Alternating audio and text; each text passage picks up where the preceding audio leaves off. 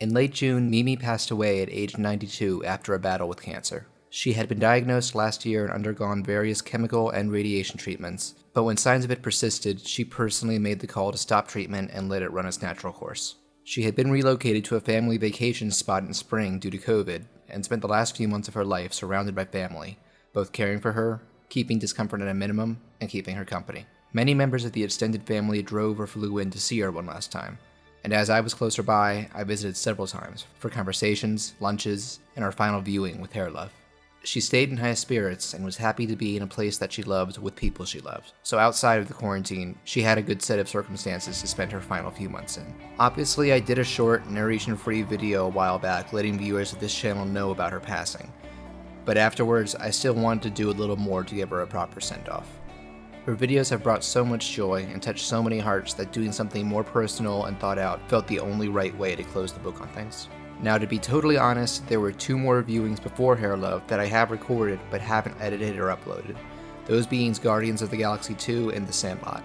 And I hate to say it, but my heart just isn't in editing those anymore, knowing that Mimi's gone. If any of you with Adobe Premiere and prior editing experience would be interested in helping complete these, you can contact me via the email in the video description and maybe we can work something out. But for now, Hair Love and this are planned to be the final videos on this channel.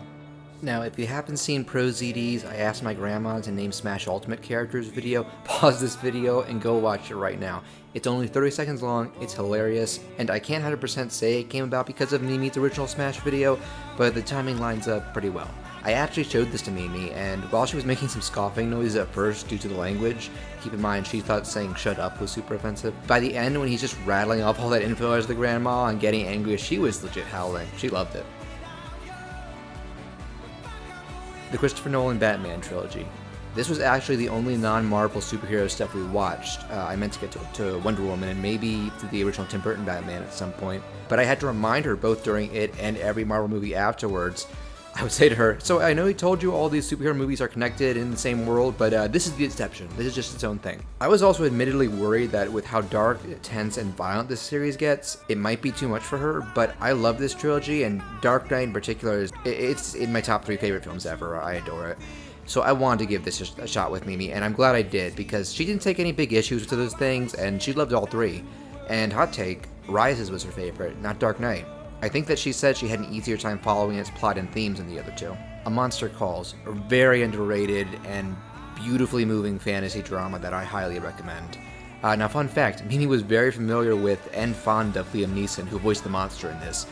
She loved and often brought up Schindler's List, and I was surprised for her to tell me one day that she had went and watched on her own that action movie Unknown, the one where Neeson wakes up and nobody recognizes him, and she loved it. I didn't take her for enjoying modern gritty action stuff like that, but it made me consider showing her Taken someday, though we never got to it. And as for A Monster Calls, yeah, she was fascinated by this one, and I could tell that its emotions and themes of love and loss and growing up had a very meaningful effect on her. The downside is that I had this be a rare double feature, and we followed up with the recent Peanuts movie afterward, as I loved that movie and that property, and I intended to follow up Monster Calls with something lighthearted, to offset its first, its downer tone. But not only was I surprised to find out that she told me right then she had little experience or affection with Peanuts, and I could tell that while she did find the movie cute and charming and enjoyed it, I think her mind was elsewhere and still going over the first movie we watched. So yeah, Castle in the Sky and Howl's Moving Castle. Yes, I showed her anime, but as people say, if you are going to introduce someone to it, start with Miyazaki. And this gamble paid off because she loved both of these and she was like vocally amazed by the creativity and charm and imagination and all that going into it. And yes, I did show her the English subs to make it easier for her to follow. She actually recognized a lot of the older names in the cast, like Clorch Leachman, Gene Simmons, Billy Crystal. It was cool. And little tangent, halfway through Castle in the Sky, which is one of my favorite movies ever, by the way, I asked her I paused, and I asked her if she recognized the voice of the main villain, Muska. And she did not realize, she didn't put together that it was Mark Hamill until I told her, because this was after we'd finished the original Star Wars. And another time beforehand, after we'd watched both Star Wars movies, the original trilogy and Dark Knight, where she got familiar with Heath Ledger's Joker, I pulled up a clip of Batman the Animated Series Joker. We never watched that show, but I thought I would need to show her, hey, this is the Joker I grew up on. And that was when I first told her about, Mark Hamill doing voices. And I'll never forget, she couldn't get to that when I told her, oh, that's Luke Skywalker. She loudly, almost like indignantly went, "You're kidding me!" Like, she could not believe it. Disney cartoons. Now, I was shocked when I rattled off a list of like the best of like the 90s Renaissance movies, and Mimi very confidently replied to me that she hadn't seen any of them. Because I was shocked because these came out during my childhood, and I basically had my VHSs of I would say mainly Beauty and the Beast, Aladdin, and Lion King on loop. And I asked Mimi how she never caught any of these while like babysitting me and my siblings or even like my cousins. And she simply responded that she was always working on stuff like phone calls, cooking, housekeeping, and just, keep taking care of things around us while watching us rather than sitting down and taking a break to watch the movies. So I knew I had to fix that. We watched The Lion King, Aladdin, Mulan, and Beauty and the Beast. I would have gotten to Little Mermaid eventually too. I just wasn't as obsessed with that one as a kid, but I told Mimi for years that her iconic loud laugh was very similar to Ursula's. I had been hoping to get to Hercules and Lilo and Stitch too. Those are other good B-tier Renaissance movies that I really like. I don't remember a lot of standout memories across these, but Lion King did have a couple. I remember her initial thought during the opening Circle of Life sequence was when it first cut to Mufasa, smiling at Zazu. She was very matter-of-factly went, "I like his face," which I just found funny. And speaking of Mufasa, James Earl Jones and Whoopi Goldberg were the only cast members she recognized, at least by name. James Earl Jones was just a bunch of stuff. I knew she loved Field of Dreams, and Whoopi Goldberg. I'm just going to take a guess by her taste and say she was a fan of The Color Purple. I don't know if maybe would be the type to be all over Sister Act or Ghost, but yeah.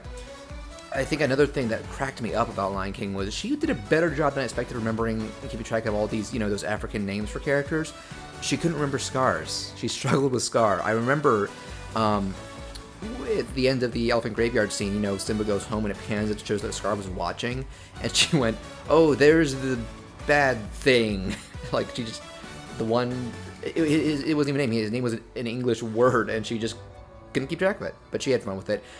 Beauty and the Beast was a special one because she declared that was her favorite cartoon we ever watched. Again, no specific memories from the viewing leap out to me, just I think she was very invested in it.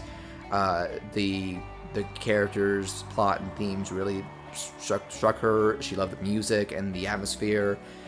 She was into it from beginning to end, and I think part of this is she loved, they're all musicals, she loved musicals, but I think a lot of people point out that's probably one of the best, that's probably one of the best movies in terms of structurally fitting the standard musical template. No wonder it's that and Lion King have the best, most well-received Broadway adaptations. And not much to say in terms of specific things with Mulan and Aladdin, though she was familiar with their big names, Robin Williams and Eddie Murphy. She definitely enjoyed both of those a lot.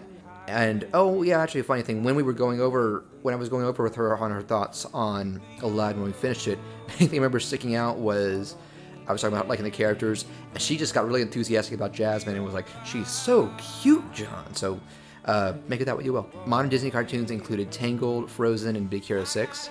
I got the vibe Tangled might have been her favorite of those three overall, and I share that opinion.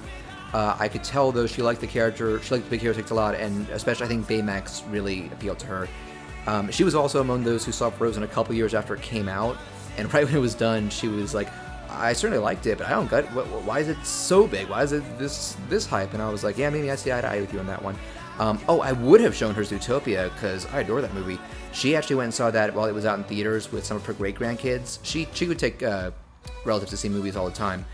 One funny thing about Zootopia that I like to tell friends and family, when I talked to her about it afterward, she didn't realize the whole prejudice metaphor until I spelled it out to her, which, wow. I guess she was just like, "Oh, it's a funny talking animal movie." But our last thing we went to a movie together is a very special one because it was one that I kind of insisted on. It was Coco. I saw Coco opening weekend, and that movie had such a profound effect on me that I called her up and said, "Mimi, normally I would say I'll show you this on video, but you need to see this, you need to see it now, and you need to see it on the big screen, and I will take you there." And so I chauffeured her, we got some dinner, and enjoyed the movie, and no brainer. She loved it.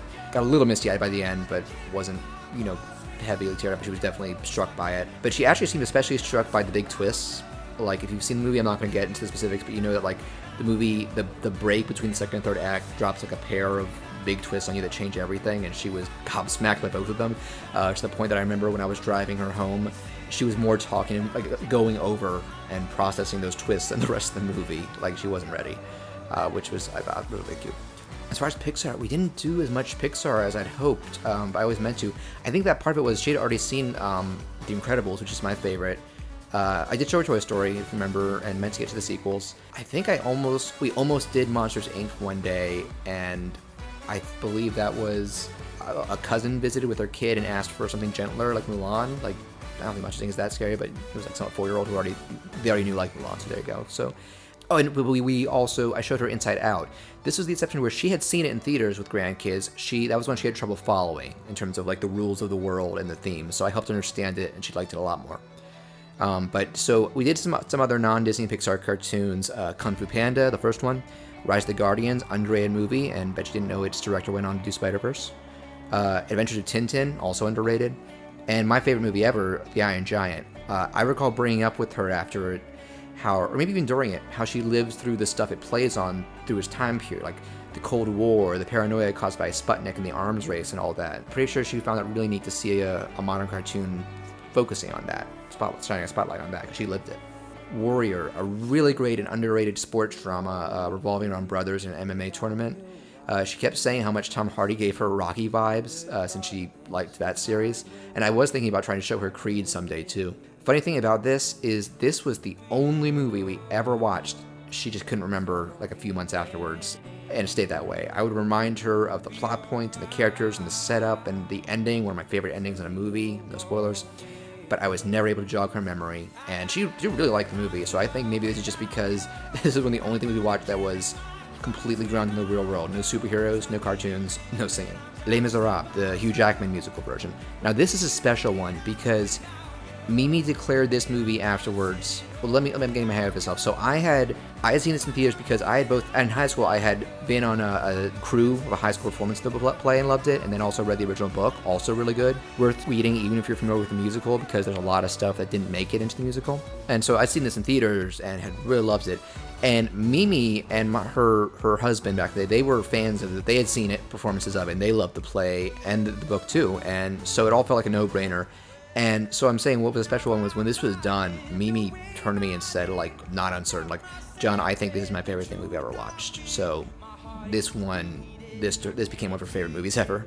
And fun fact, so one of the other reasons I got her interested in it was I told her that the director, who's Tom Hooper, had previously done The King's Speech, which was already one of her favorite movies ever. She kept raving about. So Mimi's big turnoffs in modern movies were excess language and excess violence.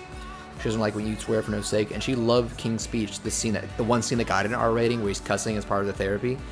And I remember she would say it over and over, like through the years. Oh, but John, it was great because it had a point. It was part of the story and the character, and it just cracked me up. But that's also why, never show a Tarantino film. Sorry guys, there was never a chance she was going to see Deadpool or Joker. So it was a no-brainer for me to show her this, and she loved it even more. And though on the flip side, with Tom Hooper, his first movie after Les Mis was The Danish Girl, if you remember that movie. And I told her both that I'd heard more mixed things about it critically. All I really had to say to her was, yeah, Mimi, it's based on the true story about one of the first British guys to undergo a sex change, because Mimi can never make heads or tails on how, the definition of gender has shifted in the past couple decades, so it just wasn't her thing. So she's like, yeah, it's okay, I'll skip it. That's not the kicker. Here's the cherry on top. Tom Hooper just directed Cats. And when I told Mimi about this, after the trailer come out and broken the internet, she got excited, because this is another case like Les Mis. She and my grandpa had seen the stage play, loved it, loved the music, and I showed her, I think, both the trailers, and I really regret not, it was before the movie was out, but while, people had kind of, I think the reception to the trailers, it was pretty clear where it was, and I should have recorded it, but she was enthralled by it. She was blown away. She like grinning ear to ear, and I just remember her going, "Oh my gosh, John! Look at those effects! Look at the performance! Oh, such talent, John! It looks amazing!"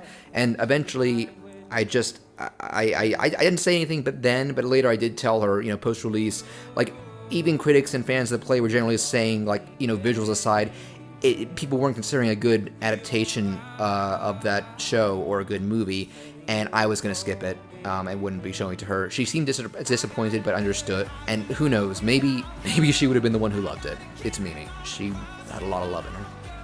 Video games are as big a thing to me as movies, so I did rope her into playing, or at least watching a few of them later on. This is going way back, but when the Wii first launched around 2006, I got her to play Wii Sports by setting her up with the Mii and tennis, and told her, the game will do all the running around for you, so just worry about swinging the remote like a racket when the ball comes towards you. And she played it like a pro. That Mii is still going strong in Smash Brothers, by the way. I didn't attempt to have her try Guitar Hero or Rock Band, but I did show her a song playthrough of Beatles Rock Band and Johnny Cash showing up in Guitar Hero 5, both of which she found fascinating. And if you remember that little thank you to Telltale video, we played through the first 2 episodes of their original Batman game after watching the Nolan movies, and she loved it. I handled movement and button input, and she said dialogue and story choices out loud after I explained the mechanics to her. I remember her really marveling at this one and going, John, I thought video games were still just like Pong. How do they have all the actors and dialogue ready to go for each other? If things had continued as planned, we were going to start a playthrough of Detroit Become Human using the same setup. My last encounter with Mimi was sometime in June, maybe a week or 2 before her passing. She was eating a cucumber sandwich on a nice sunny day on a screened outdoor deck at the vacation house, and joking to me that she felt like royalty with how nice the whole experience was. Since my biggest goal with her viewings had been to get her up to Infinity War and Endgame and wrap up her Marvel viewings there, I took about 2 minutes to sum up the major plot points across both those movies, involving the characters she was already familiar with and Thanos since I've been building him up for her. Without getting into spoilers, I named the characters who died or had their stories wrapped up in both movies, what Thanos does, and the endings to both, specifying the big discovery Ant-Man makes that kicks off Endgame. She had trouble remembering Ant-Man by this point, but kept track of the others and was remarking, wow, what fun, such imagination, such good stories and characters, when I told her how it all ended. I also told her about the stuff that I've been doing on my own and what I'm going to keep doing. Writing, editing, reviewing, drawing, animating, and voice acting. Wanting to bring entertainment and emotion to the world the way we did in our videos. Mimi may be gone, but the love she had for media is something we all can keep alive. If I've learned anything from the comments for her videos, it's how many of us have lost loved ones but will always treasure the time we had with them. And I want to say that this can apply to everyone watching. Your parents, guardians, siblings, partners, best friends, whoever you consider closest to you, stop and think about the good fortune you have to know someone like that. To create new memories with them and treasure the ones you already have. I was lucky to know Mimi for over 30 years, and while I'm definitely sad that she's gone, I'm grateful for the decades of fun and love we spent together, and realizing that she's both going down as a legend in our family and as an icon for many media fans on this site. Her natural charm and love got her there without even trying. She just shown that much. And that's really amazing. And that's really amazing. I'm gonna close things out by paraphrasing the end of one of my favorite movies that I meant to show her, Big Fish. Someone tells their stories so many times that they become the stories. They live on after them, and in that way they become immortal. Thanks.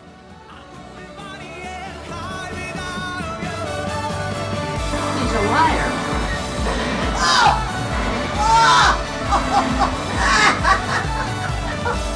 There's a hammer. Come back to Thor. Oh my goodness. Oh, he's cute. Yes, he is. I think I'll call him Satan. Sweet lips. Say thanks for watching. Okay. Bye. Thanks a lot. Enjoyed it.